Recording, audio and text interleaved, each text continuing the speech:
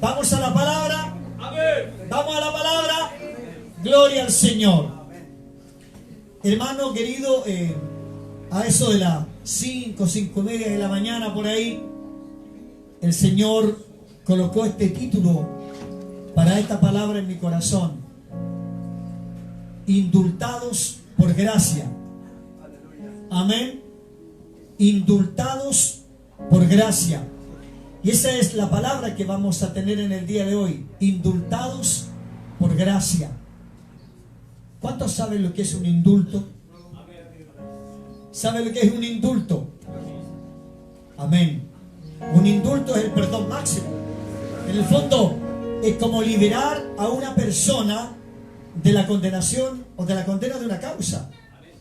Fíjese que en nuestro país, una vez al año el presidente de la República, que es la autoridad máxima, haciendo uso de sus facultades como autoridad de la nación, él puede dar el indulto a personas que están condenados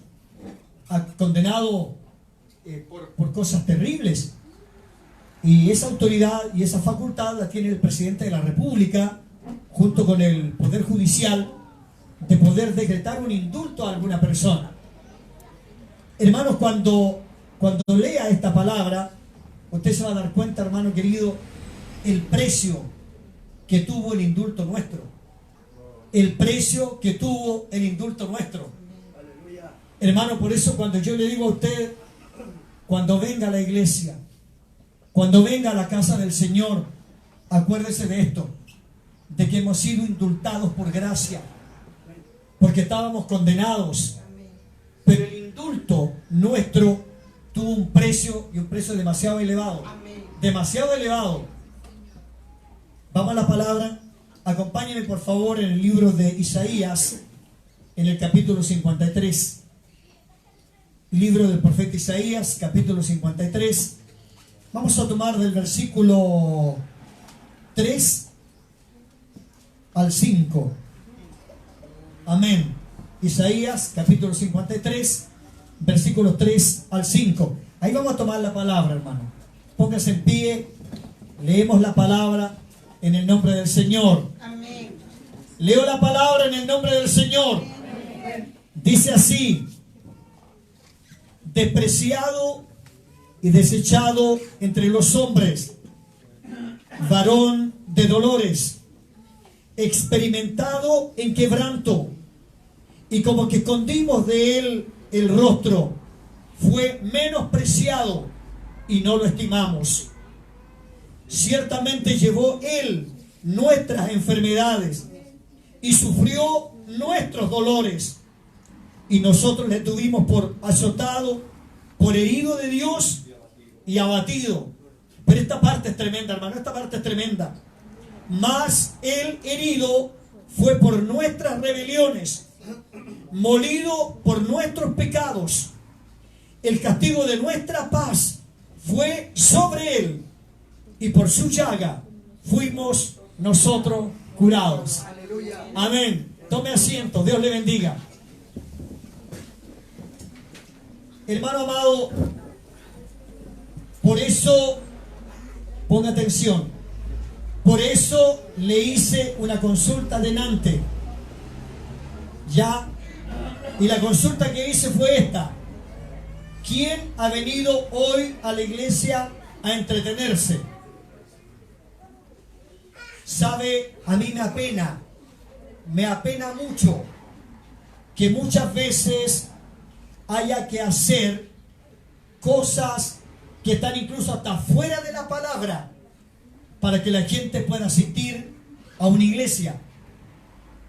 Yo he escuchado, hermano, de tantas cosas que se copian del mundo y se meten dentro de la iglesia para atraer a la gente, para que la gente venga, para que la gente se sienta cómoda, para que la gente se entretenga y la gente no se aburra dentro de la iglesia. Hermano, si usted se quiere entretener, están los juegos mecánicos, los juegos electrónicos, está el cine, están los circos, hay hartas cosas donde usted se puede entretener.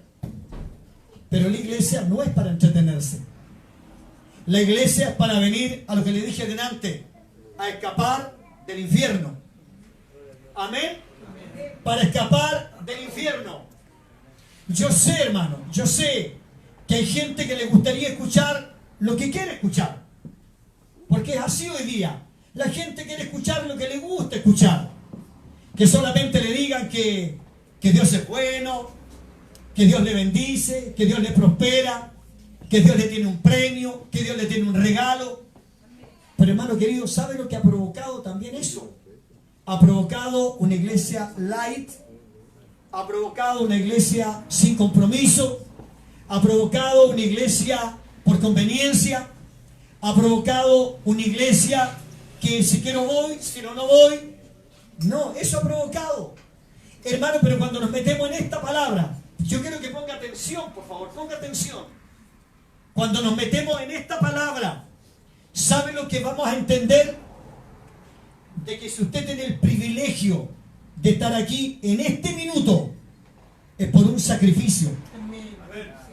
Que si yo tengo el privilegio de estar aquí en este momento, hermano, es por un sacrificio que Cristo hizo en la cruz. Yo conversaba con mi esposa en la mañana y le decía, Evita, en Santa Cruz de la Sierra, hay iglesias,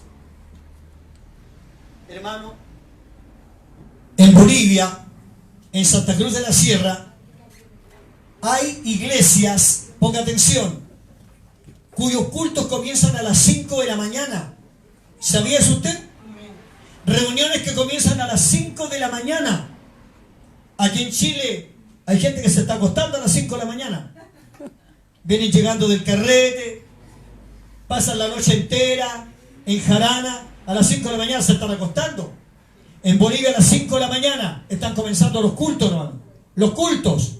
Pero ¿sabe por qué? Porque hay amor por Dios. Hay compromiso con Dios. Amén. La gente ha entendido de que si logramos estar dentro de una iglesia es porque alguien hizo un sacrificio. Y ese sacrificio es el precio que se pagó por su salvación y por mi salvación. Hermanos, cuando tomamos esta palabra, nos podemos dar cuenta que alguien pagó un precio por algo que yo tendría que haberlo pagado. Hermano, Jesús no falló. Jesús no pecó. Cristo no dañó a nadie. Cristo no hizo un ilícito. Cristo no se enredó en problemas como para haber sido condenado. Los que estábamos condenados éramos nosotros. Nosotros, usted y yo, estábamos condenados. Y usted dirá, ¿pero por qué estaba condenado? Por el pecado. Por el pecado. Usted sabía, hermano querido, que desde que nacemos en pecado. ¿Sabía eso o no? Desde que nacemos en pecado. Por eso es que tiene que llegar una instancia en el hombre y en la mujer que tiene que hacer un alto en el camino. Y se tiene que provocar en él lo que predicaba la Iglesia Apostólica, el tema del arrepentimiento y el convertirse a Cristo. Porque el salmista dice, en pecado me engendró mi madre. En pecado fui concebido. O sea, nosotros nacemos con la semilla del pecado dentro. Hermano, el pecado no es algo que uno lo adquiere en el camino de la vida. No, el pecado es una semilla que viene con nosotros, viene en nosotros, viene en el envase, viene desde que nacemos. El pecado fue engendrado allá en el huerto de Edén. Cuando Adán y Eva pecaron en el huerto, a partir de ahí el hombre nace en el pecado, nace con pecado. Por eso es que es necesario que en algún momento de la vida el ser humano tome conciencia y se arrepienta de sus pecados. Y al arrepentirse de sus pecados, mirar a Cristo, que fue crucificado en la cruz, y convertirse a Él. ¿Cuál era el mensaje de los apóstoles? Hermano, los apóstoles no predicaban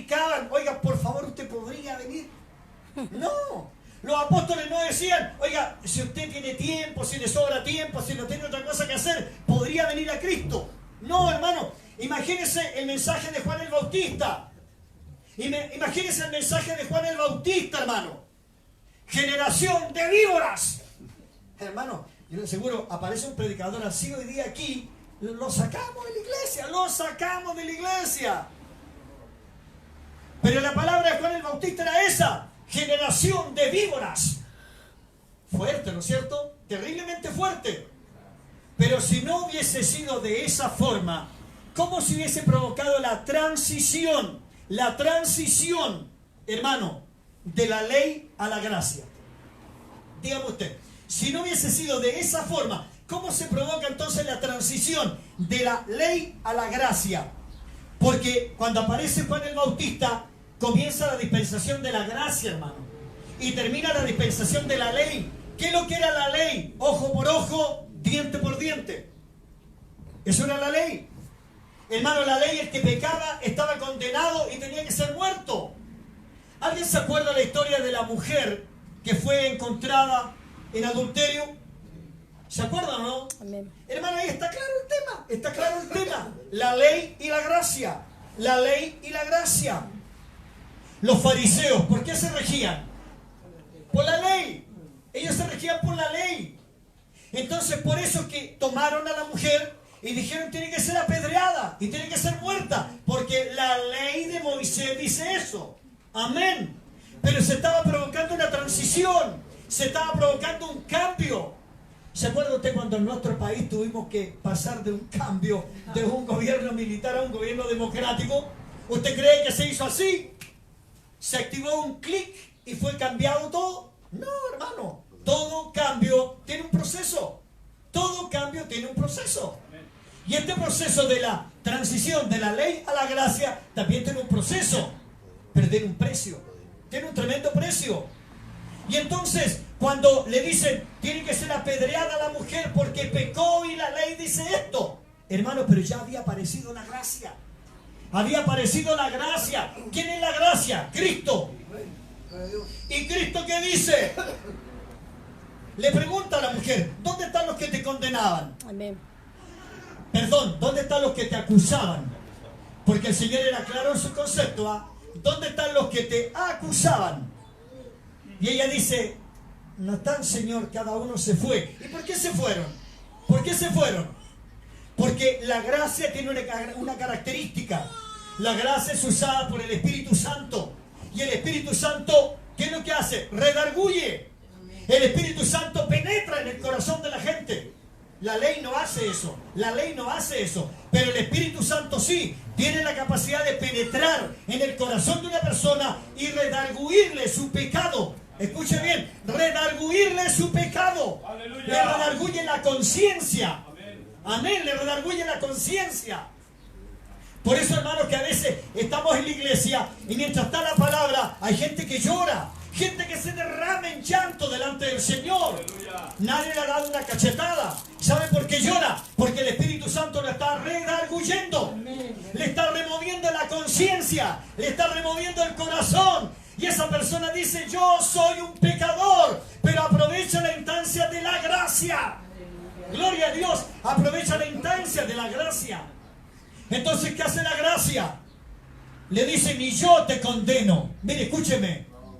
La ley podía condenar a una persona, pero la gracia podía indultarlo. Aleluya. Gloria al Señor. Aleluya. La ley lo condenaba, pero la gracia le indultaba. Gloria a Dios. ¿Puede entender esto? Por eso el mensaje se llama indultados por gracia. Porque la ley condenaba, pero cuando apareció la gracia, vino a indultar al hombre de esa condena. Y en esa mujer está reflejado, ni yo te condeno, le dice el Señor, ni yo te condeno. Puede tomar esto, hermano, ni yo te condeno. Gloria al Señor. Pero vete y no peques más. Aleluya. Gloria al Señor. Y no peques más. Es como lo que dice el libro de Proverbios. Dice que el que oculta su pecado no prosperará. Mas el que lo confiesa y se aparta, alcanzará misericordia. Amén. Gloria al Señor. Amén. Entonces, ¿qué hace el Espíritu Santo? El Espíritu Santo hace esto: redarguye al hombre del pecado. Amén. ¿A qué lo lleva? A arrepentirse. ¿Qué es arrepentirse? Arrepentirse es sentir dolor por lo que hizo. Amén. Sentir dolor por lo que hizo. Amén. Sentir dolor por lo que hizo. Eso se llama arrepentimiento. Y el arrepentimiento, ¿a qué lo arrastra o a qué lo lleva? A convertir, cambiar su vida y alinearse con Cristo. Amén. Viene de la palabra conversión. ¿Y qué es una conversión? Cuando usted va hacia un lado y queda vuelto hacia el otro. Lo que le ocurrió a Pablo. Pablo iba hacia Damasco a buscar a los cristianos para encarcelarlos. Le apareció el Señor y lo dejó vuelto para el otro lado. De perseguidor a perseguido.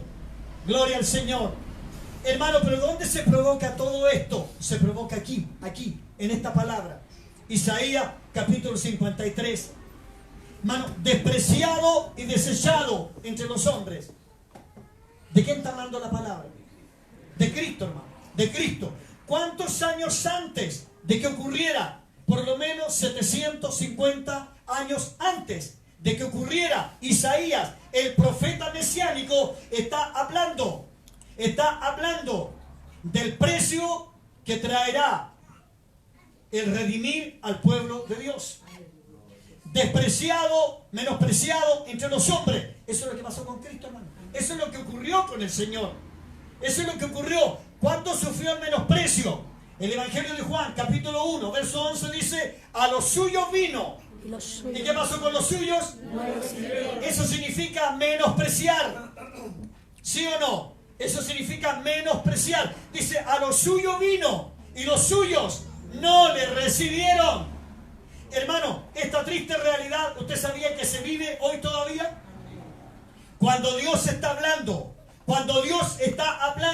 y la gente está preocupada de cualquier otra cosa, ¿sabe lo que está haciendo? Está menospreciando la voz de Dios que le está hablando. Amén. Está menospreciando el consejo del Señor. Está menospreciando la gracia que viene a salvarle. Amén. Gloria al Señor. Despreciado, desechado entre los hombres. Al Señor lo desecharon. ¿Por qué? Porque el pueblo de Israel, ¿a quién esperaba? A Moisés. A Moisés. Entonces, por eso cuando el Señor le dice a sus discípulos: ¿quién creen ustedes que soy yo? ¿Se acuerdan, no? ¿Quién creen ustedes que soy yo? ¿O qué dice la gente de mí? ¿Qué dijeron los discípulos? Bueno, algunos dicen que tú eres Elías. O algún otro de los profetas. Pero sin embargo hubo uno que dijo: no, tú eres el Cristo. ¡Aleluya! El Hijo del Dios viviente. ¡Aleluya! ¡Aleluya! ¡Gloria al Señor! Pero el Señor le aclaró el tema inmediatamente a Pedro. Le dijo: y yo te digo que tú eres Pedro. Y sobre esta roca edificaré mi iglesia. ¡Aleluya! Pero no sobre Pedro, sino sobre la declaración de Pedro. ¡Amén! Tú eres el Cristo, el Hijo del Dios viviente. ¡Amén! ¡Aleluya! Y dijo el Señor: sobre esa roca yo edificaré mi iglesia, y las puertas del infierno no prevalecerán contra ella. ¡Gloria al Señor! Las puertas del infierno no prevalecerán contra ella. ¿Qué significa eso, hermano? Que la iglesia tiene potestad. Amén. Que la iglesia tiene autoridad. Amén. Amén. La iglesia tiene autoridad. Aleluya. Pero la tiene que usar. Isaías capítulo 59, verso 19 dice: y vendrá el enemigo como río, mas el Espíritu del Señor levantará bandera contra él. Aleluya, contra él. ¿Y quién tiene el Espíritu del Señor? La iglesia, hermano. La iglesia tiene el Espíritu del Señor. Y entonces la iglesia puede parar el pecado. La iglesia tendría que frenar el pecado. Y la iglesia no tiene por qué ser vulnerada por el pecado, porque las puertas del infierno no prevalecerán contra ella. Aleluya. Santo es el Señor. Amén. Menospreciado, desechado entre los hombres, varón de dolores, y es el Hijo de Dios. Varón de dolores. ¿Pero por qué la Biblia dice varón de dolores? Porque si bien es cierto, él ha sido engendrado por el Espíritu Santo, pero ponga atención a esto. Ponga atención a esto. Él viene con un propósito. Amén. Él viene con un propósito. ¿Y cuál es el propósito del Señor? El propósito de Dios para su Hijo no es que al nacer se siente inmediatamente en el trono. No, no, porque Él viene como la propiciación. Escuche bien, Él viene y nace como la propiciación por el pecado de toda la humanidad. Gloria a Dios, por el pecado de toda la humanidad. Entonces, despreciado y desechado de los hombres, varón de dolores, experimentado en quebranto, o sea, la vida del Señor, la vida humana del Señor fue una experiencia total de desprecio, de ignorarlo. En el fondo la vida del Señor, prácticamente hasta su muerte, fue siempre eso, que lo despreciaran, que lo menospreciaran, que no lo valoraran. Si no lo valoraba su pueblo, menos lo valorarían los gentiles. ¿O no? Menos lo valorarían los gentiles. Amén. Y como que escondimos de él el rostro. Como que escondimos de él el rostro. ¿Usted se acuerda cuando Nicodemo vino a Jesús? ¿Se acuerda o no? ¿Por qué vino de noche? Para que no lo vieran. ¿Por qué? Porque él era un principal entre los fariseos. Era una importante persona dentro de la casta de aquel tiempo. Entonces, para que no lo vieran con el Señor, o sea, escondiendo de él el rostro, para que la gente no dijera que había ido donde Cristo vino de noche. Pero él era un maestro de la ley y se encuentra con el maestro de la gracia. Aleluya. Mire cómo es la cosa.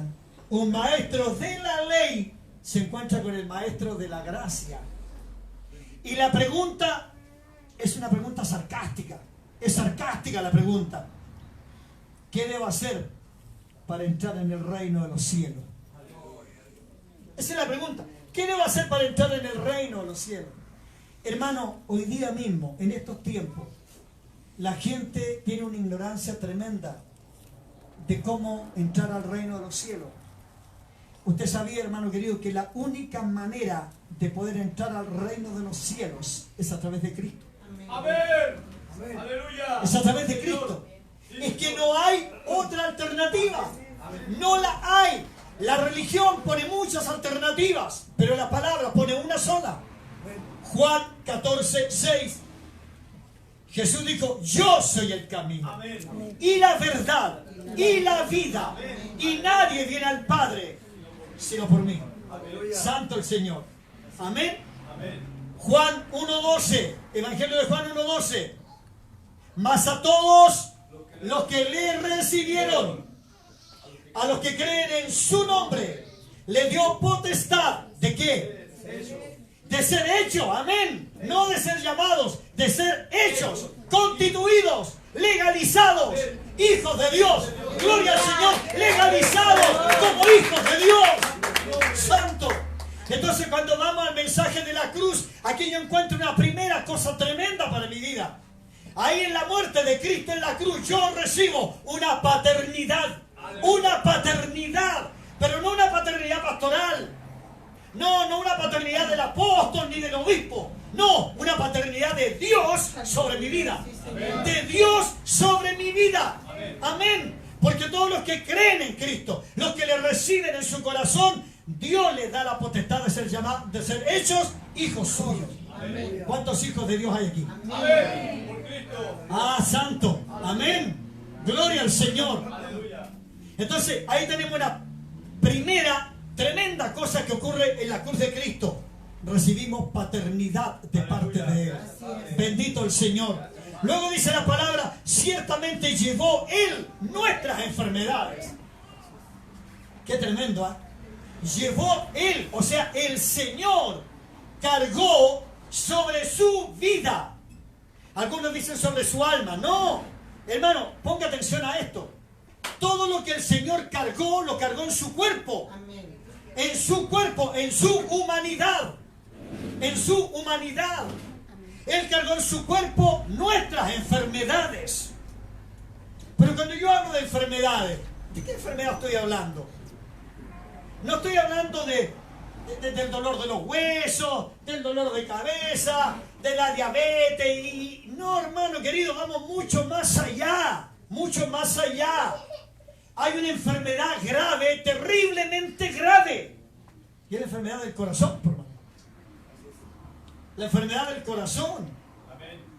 Cuando sufre el corazón, hermano, sufre todo el cuerpo. Aleluya. Sufre todo el cuerpo. Bien. ¿Por qué se enferma el corazón? Por las desilusiones, por las decepciones, por los fracasos. Y por el pecado.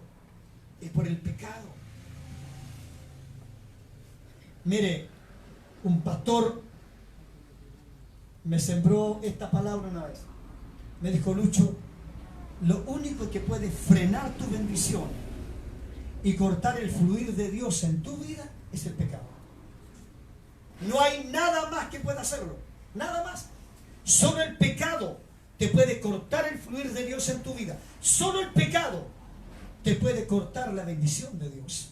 Y es verdad, hermano. Y es verdad. Entonces el mundo estaba cortado. La humanidad estaba cortada. ¿Puede entender esto? Amén. La humanidad tenía el tránsito cortado hacia Dios. Lo tenía cortado por el pecado. Si esto es terrible, hermano, es terrible. La humanidad tenía cortado el acceso a Dios. Acuérdese usted que una vez al año el sacerdote entraba al lugar santísimo a ofrecer sacrificio por los pecados del pueblo. ¿Se acuerda o no? Una vez al año el sacerdote entraba al lugar santísimo a ofrecer sacrificio, a derramar incienso por los pecados del pueblo. O sea, el pueblo no podía entrar. No, hermano. Si alguien quería entrar al lugar santísimo, estaba muerto. Estaba muerto. Porque ahí en el lugar santísimo, ¿qué es lo que había? Estaba la Shekinah de Dios. ¿Y qué es la Shekinah de Dios? La gloria de Dios. La gloria de Dios estaba ahí. ¿Y usted cree que al sacerdote le decían el día antes: mañana te toca ofrecer sacrificio? No, hermano, el sacerdote sabía el año entero que a él le tocaba ofrecer sacrificio. ¿Y qué hacía el sacerdote durante todo ese año? Se preparaba. Se preparaba, hermano. Se preparaba por dentro y por fuera. Escucha esto: por dentro y por fuera. Sí, si no era sola cosa de me voy a colocar la túnica, me voy a colocar los atuendos sacerdotales y me meto al lugar santísimo. No, si el problema era por dentro. El problema era por dentro. Y usted sabía que las vestiduras del sacerdote tenían abajo algo y que lo agarraba un lazo, una soga que quedaba afuera. ¿Y sabe por qué? Porque si entraba en pecado, moría ahí. Y nadie podía entrar a sacarlo, porque el que entrara también moría. Entonces en la cita era para sacarlo. Para sacar al finado, sacar al difunto, muerto. Porque había pecado. Amén.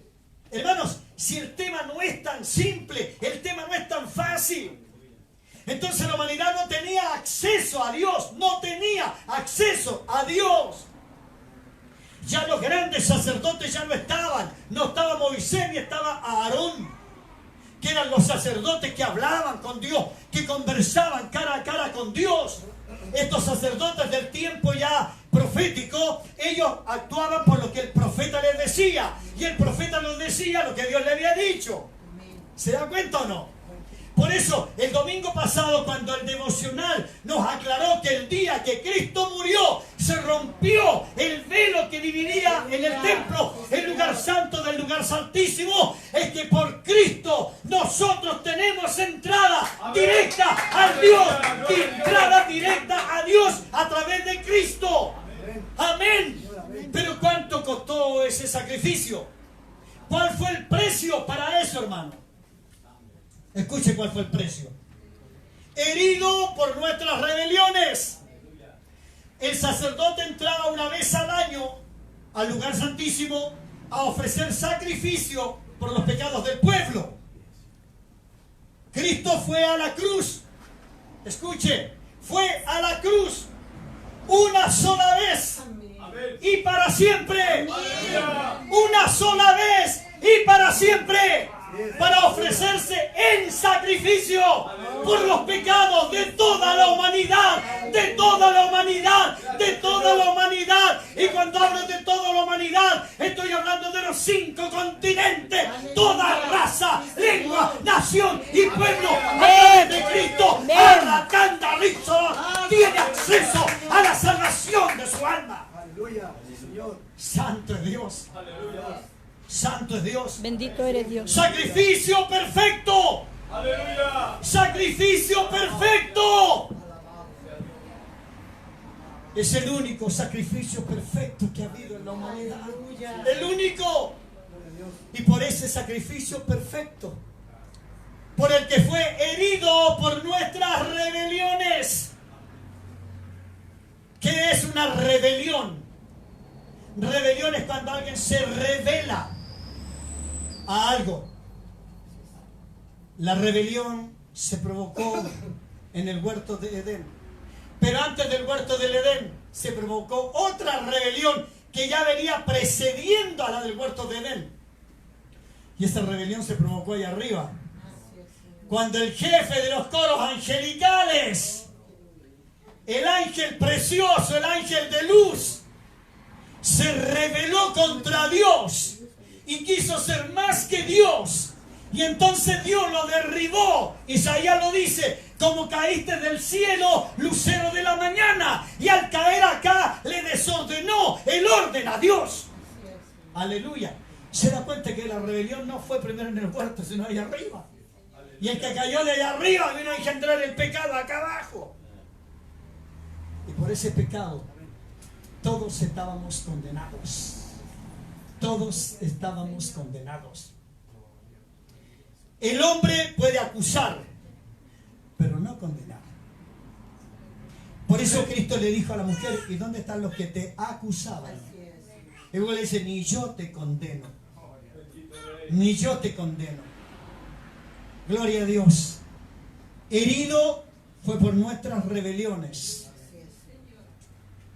Quiero que ponga atención a la siguiente palabra.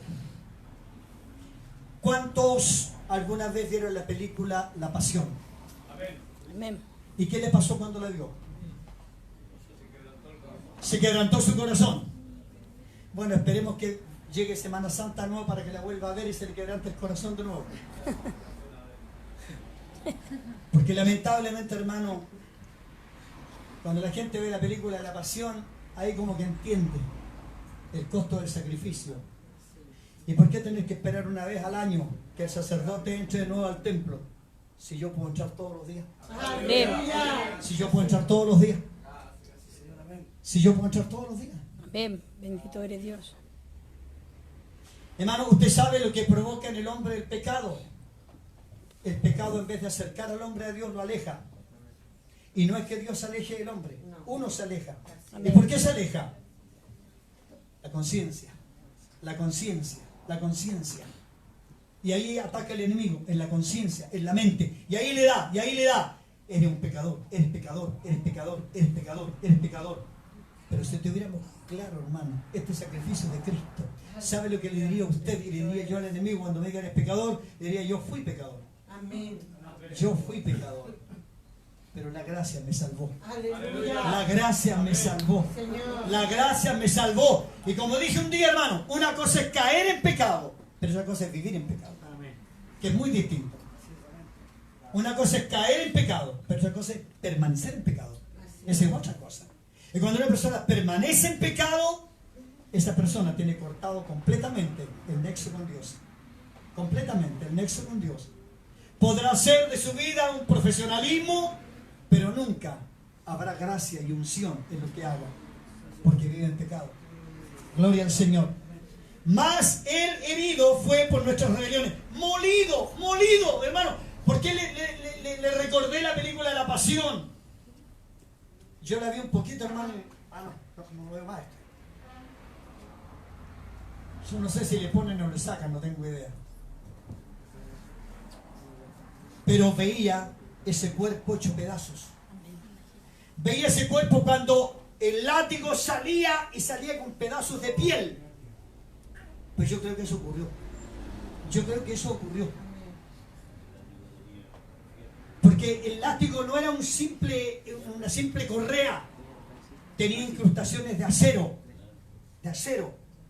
¿Y sabe por qué? Porque al golpear se incrustaba y al sacarlo salía con la carne desgarrada. Hermano, de esa forma se pagó el precio. ¿Lo puede entender? De esa forma se pagó el precio de su indulto y del mío. Fuimos indultados por gracia. No tuvimos que meter la mano al bolsillo, que nos cuesta tanto hacerlo, y pagar. No fue necesario. La gracia de Dios a través de su Hijo Jesucristo nos indultó. ¿Sabe lo que ocurrió ahí? Ahí fue abolida la condenación de la muerte.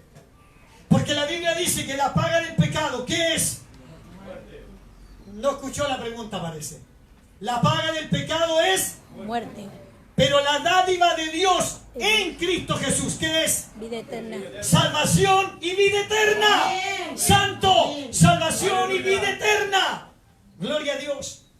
Él fue molido por nuestro pecado. Hermano, molido por nuestro pecado.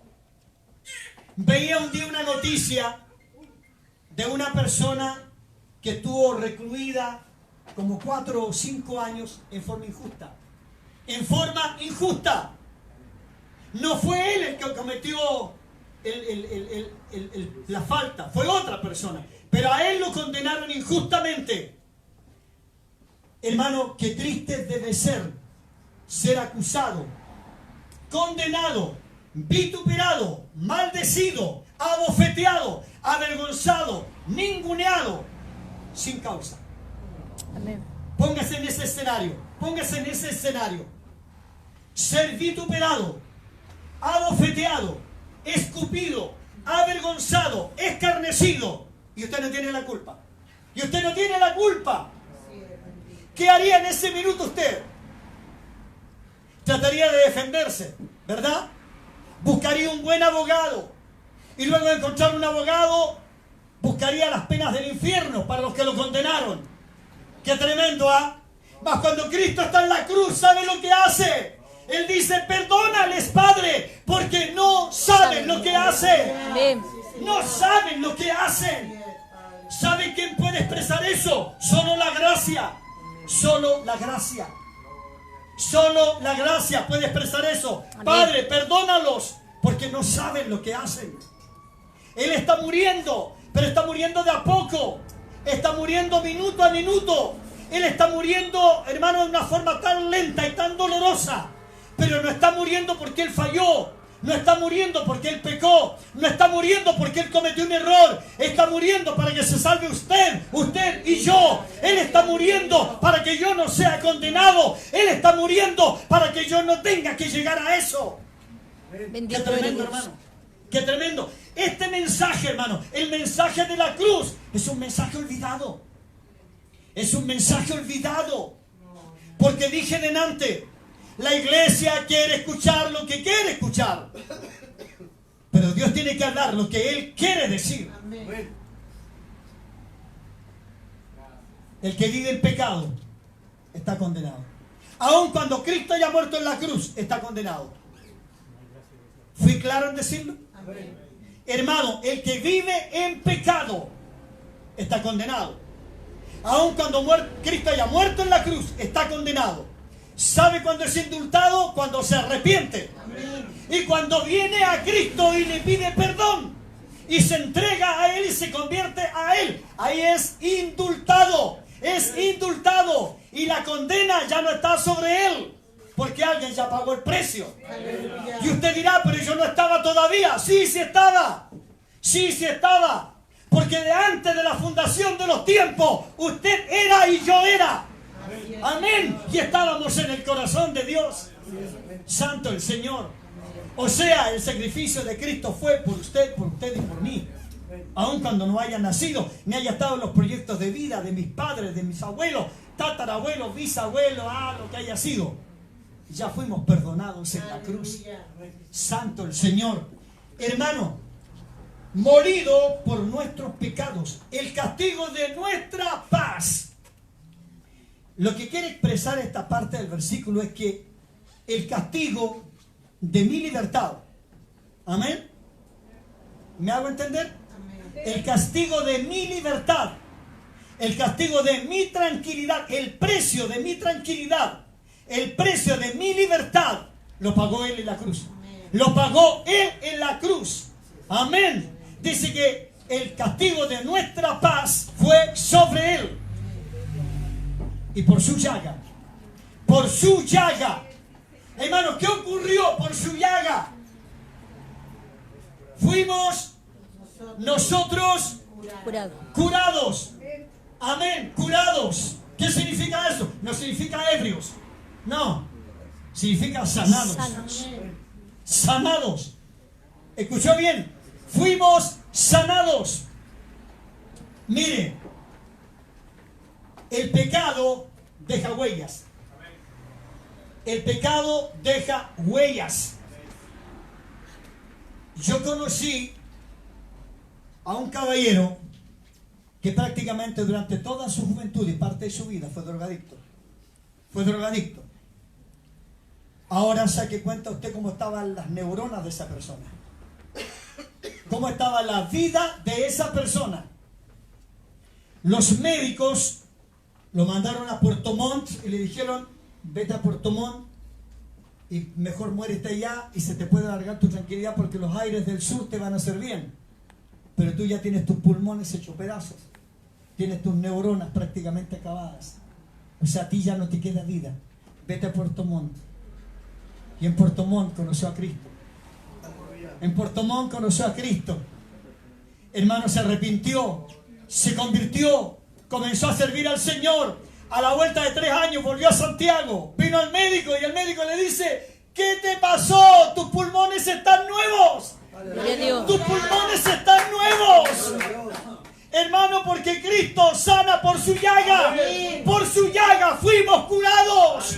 Y no importa la huella que nos haya dejado el pecado, pero cuando venimos a Cristo, por Él somos perdonados, somos libres, somos sanados y somos hechos nuevas criaturas. Nuevas criaturas a través de Cristo. Gloria al Señor. ¿Cuántos sabimos aquí en la sala hoy? ¿Cuántos sabimos aquí en la sala hoy que de alguna manera la huella del pecado dejó una marca? Y dejó una marca, a lo mejor no física, pero a lo mejor emocional. A lo mejor emocional. La huella de haberlo perdido todo por causa de un vicio, por causa de una adicción, por causa de un pecado que lo destruyó. Pero hoy usted vino a Cristo. Amén. Hoy usted vino a Cristo. La ley lo condenó, pero Cristo lo indulta. Pero Cristo lo indulta.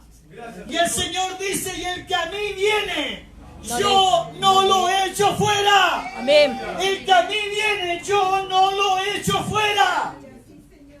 ¿Escuchó eso? Bendito eres Dios. El que a mí viene, yo no lo echo fuera. Ven tal como estés, dice el Señor. Ven tal como estés. Aleluya.